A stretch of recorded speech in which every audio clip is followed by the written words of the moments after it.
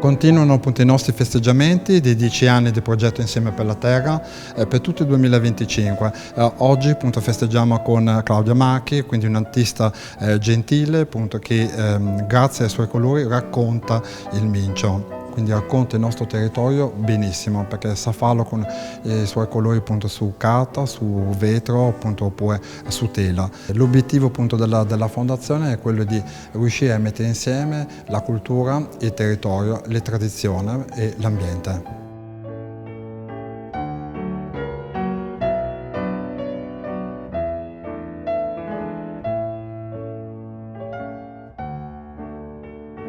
Io abito proprio a Goito, dove passa il Mincio, e già da ragazzina, da bambina, avevo sempre lo sguardo a questo fiume perché vedevo queste acque molto limpide dovute al fondale.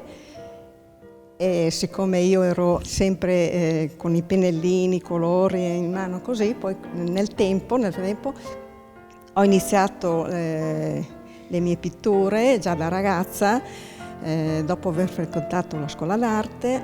Ultimamente mi sono proprio dedicata a dipingere proprio le zone mie di Goito e dintorni, naturalmente.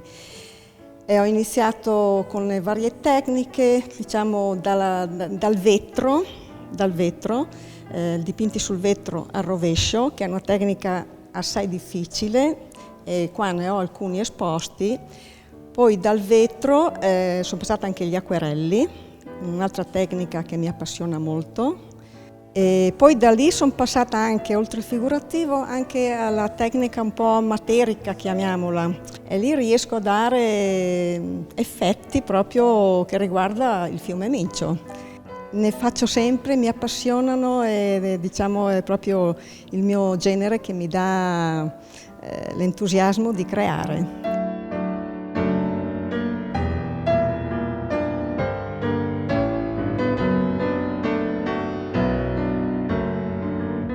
Abbiamo insistito molto e collaborato molto con l'amico Nicola Gozzoli e gli Amici della Terra proprio perché qui a Governolo sorgesse questo centro permanente per promuovere soprattutto i valori dell'ecologia e i valori della natura.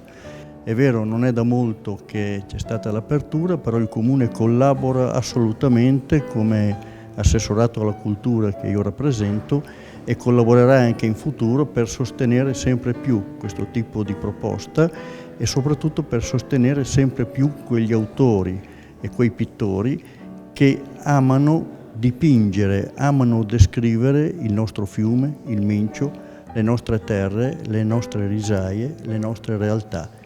Questo credo che sia un futuro sul quale occorra scommettere.